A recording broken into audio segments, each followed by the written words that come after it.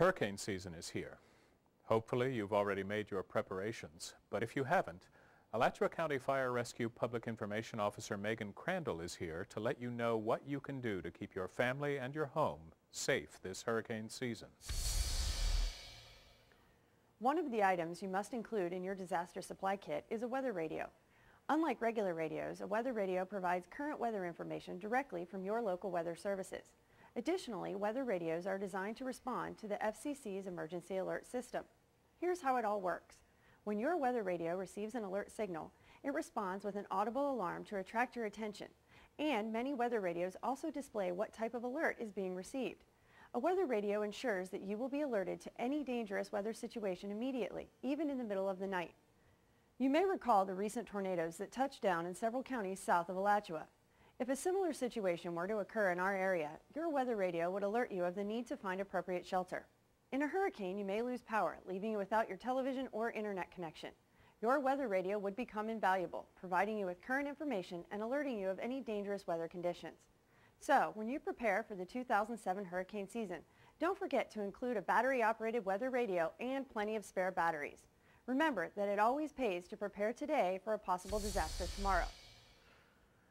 Just like you, the key to your pet's survival in a disaster is pre-planning. Don't wait to prepare. As you get ready for the 2007 hurricane season, be sure to include all of your family members, even those with fur or feathers. Here are some tips to keep in mind before the disaster. Make sure that your pets have up-to-date vaccinations and that you have copies of their shot records. Pet shelters will usually require proof of their vaccinations. Have a current photograph. Keep a collar with clear identification and vaccination tags on your pet at all times, and always have a leash on hand to control your pet. Have a properly sized pet carrier for each animal. Carriers should be large enough for your pet to stand and turn around in. Many pet owners even tape a picture of their pet along with identification and vaccination information on the outside of the carrier as well. When you plan your evacuation strategy, don't forget your pet.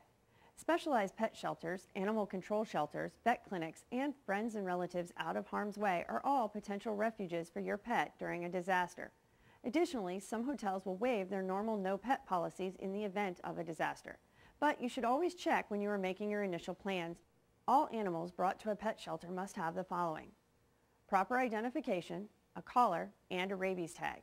They must also have proper identification on all of their belongings, which includes their carriers or cages, their food, their dishes, their toys, and their leashes. Remember, you will also need to have an ample supply of food and water for them. They will also need any medications and any required specific care instructions. Newspapers or trash bags for cleanup are always helpful. Bring your pets indoors well in advance of a storm. Reassure them and remain calm. Remember that pet shelters will be filled on a first-come, first-served basis. Call ahead to determine their space availability. Walk your pets on a leash until they become reoriented to their home. Often, familiar scents and landmarks may be altered, and pets can easily become confused and lost. Remember that downed power lines, reptiles brought in with high water, and especially debris all pose threats to both you and your pets following a storm. If your pets cannot be found, contact your local animal control office to find out where lost animals may be recovered. If possible, have a picture of your pet with you.